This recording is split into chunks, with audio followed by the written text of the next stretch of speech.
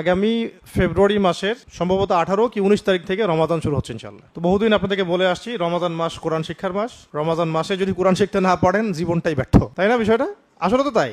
শাহরু রমাদান আল্লাযী উনজিলা ফীহিল কোরআন, রমজান সেই মাস যে মাসে কোরআন নাজিল হয়েছে। এই মাসে যদি কোরআন শিখতে না পারলাম বা তেলাওয়াত করতে না পারলাম তো জীবনটাই তো ব্যর্থ হয়ে গেল। আল্লাহ পাক তৌফিক দান করেন। তো এই রমজান মাস উপলক্ষে পহেলা রমজান থেকে ঢাকা সেন্টারে এবং রংপুর ক্যাম্পাসে এবং অনলাইন মাদ্রাসাতেও 3টা প্ল্যাটফর্মে ইনশাআল্লাহ কোরআন শিক্ষার কোর্স চালু হবে 25 দিন ব্যাপী। মাত্র 25 দিন ব্যাপী। পহেলা রমজান শুরু হবে, 25শে রমজান শেষ। এই 25 দিন 1.5 ঘন্টা থেকে 2 ঘন্টা করে ক্লাস করে আপনি আল কোরআন শিখতে পারবেন। এর চেয়েও সহজ কোনো তরতিব হইতে পারে আমার জানা নাই, থাকলে আপনি আমাকে দিয়ে। 25 দিনে কোরআন শিক্ষা 2 ঘন্টা করে, 25 দিন মানে 50 ঘন্টা, 24 গুণন 2 48 ঘন্টা। আপনার জীবনে 2 দিন 2 ঘন্টা কোরআন শিখে যাবেন ইনশাআল্লাহ। এইখানে ক্লাস হবে কয়েকটা শিফটে।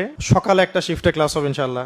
হতে পারে পরে আমরা জানাবো বিস্তারিত। হতে পারে সকাল 10টা থেকে 12টা পর্যন্ত, অথবা সকাল 11টা থেকে 1টা পর্যন্ত, ব্যাচ আকারে একটার পর একটা। তারপরে দুপুরে হতে পারে, বিকেলে হবে না। বিকেলে ইফতারের ব্যাপার থাকে, বিকেলটাতে আমরা হয়তো তালিম করব। ইফতার থাকবে প্রত্যেক দিন, যারা ইফতার করতে চান চলে আসবেন। এখানে তালিম হবে, দার্স হবে, ইফতার হবে, আর ক্লাস হবে এরকম সকালে এবং দুপুরে। ফজরের পরে অনেকে বলেছিল, কিন্তু ফজরের পরে অনেকে আবার একটু রেস্ট নেয়। সারা রাত অনেকে তাহাজ্জুদের নামাজ পড়ে, রমজান মাসে কোরআন তেলাওয়াত করে, দোয়া ইস্তেগফার করে, অনেকে সাহারি করে ঘুমায় অনেক। তো যারা কোরআন শিখেন নাই বা এখন রমজান মাস আসতেছে, এখনো প্রিপারেশন নেওয়ার জন্য আপনার হাতে এখনো 1 মাসের বেশি সময় আছে, 1 মাসের বেশি সময় আছে। তো এই 1 মাসের মধ্যেই নিজের কাজ কর্ম অন্যান্য শিডিউল গুলোকে গুছায় নেন, রমজান মাসে কোরআন শিক্ষার জন্য ফারেক হয়ে যান। পহেলা রমজান থেকে আপনাদেরকে আমরা ক্লাসে চাই।